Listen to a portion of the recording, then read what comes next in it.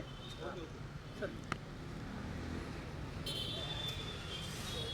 ಕಾಂಗ್ರೆಸ್ ಸರ್ಕಾರದ ಮೊದಲ ವಿಕೆಟ್ ಪತನ ಆಗಿದೆ. ನಾವು ಡಿ ಕೆ ಶಿವಕುಮಾರ್ ಅವರು ಯಶಸ್ವಿಯಾಗಿದೆ ಅಂತೇಳಿ ಶುಭ ಹಾರೈಸಿರೋರು.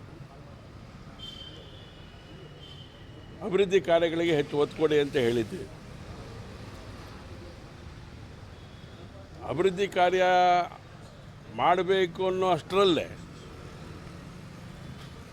ಒಂದೊಂದೇ ವಿಕೆಟ್ಗಳು ಪತನ ಆಗೋ ಸ್ಥಿತಿ ನಿರ್ಮಾಣ ಆಗಿದೆ ಅಂತ ಹೇಳಿದ್ರೆ ಕಾಂಗ್ರೆಸ್ಸಿನ ಒಟ್ಟು ಹೊಲಿಗೆ ಸರಿಯಾಗಿಲ್ಲ ಅನ್ನೋದು ಇದರೊಳಗಡೆ ಮೇಲ್ನೋಟಕ್ಕೆ ಕಾಣುತ್ತೆ.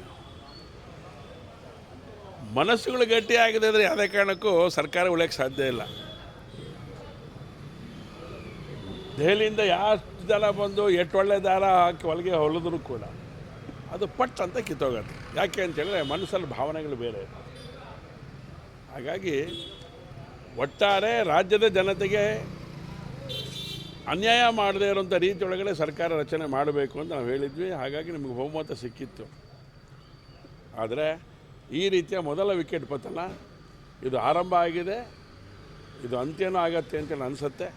ಹಾಗಾಗಿ ಡಿ ಕೆ ಶಿವಕುಮಾರ್ ಅವರು ತಮ್ಮ ಮಂತ್ರಿಮಂಡಲವನ್ನು ಸಂರಕ್ಷಣೆ ಮಾಡಿಕೊಳ್ಳೋದ್ರ ಮೂಲಕ ಈ ರಾಜ್ಯದ ಜನತೆ ಹಿತ ಕಾಪಾಡಬೇಕು ಅಂತ ನನ್ನ ಆಗ್ರಹವನ್ನು ನಾನು ಮಾಡ್ತೇನೆ.